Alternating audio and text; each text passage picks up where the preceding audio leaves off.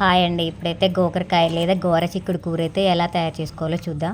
గోకరకాయలు అయితే కాయలే వాష్ చేసుకొని కుక్కర్లో వేసేసుకొని ఒక 2 విజిల్స్ వచ్చే వరకు అయితే ఉడికించుకొని అలా వడకట్టుకొని ఆ తర్వాత ఆరిన తర్వాత అయితే అలా పొట్టు తీసుకోవాలి.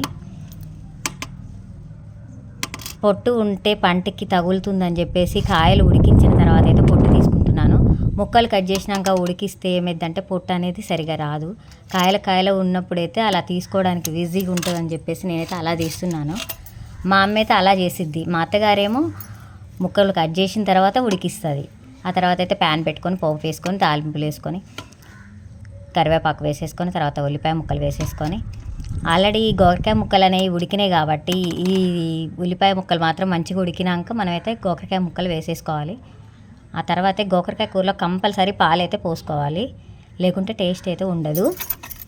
ఇప్పుడు నేనైతే 1/2 గ్లాస్ పాలైతే పోసుకుంటున్నాను.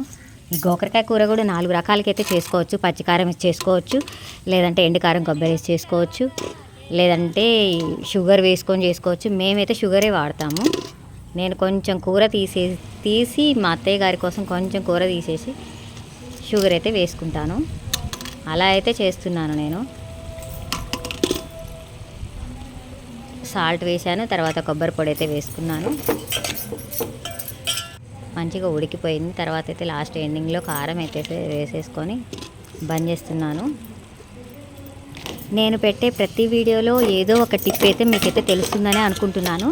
ఇంకా మరిన్ని టిప్స్ తెలియాలంటే మీరు మా ఛానల్ని అయితే సబ్స్క్రైబ్ చేసుకోండి. Please subscribe my channel. Please like me share me. Curry అయితే అలా అయితే అయిపోయింది. మీరు ఎలా చేశారో కామెంట్ అయితే పెట్టండి. గోరచిక్కుడుకాయ కూర అంటే అందరూ ఎక్కువైతే ఇష్టపడరు. ఇలా 3-4 రకాలుగా ఉంది కాబట్టి ట్రై చేయండి, తప్పకుండా మీకైతే నచ్చుతుంది. Okay, bye friends.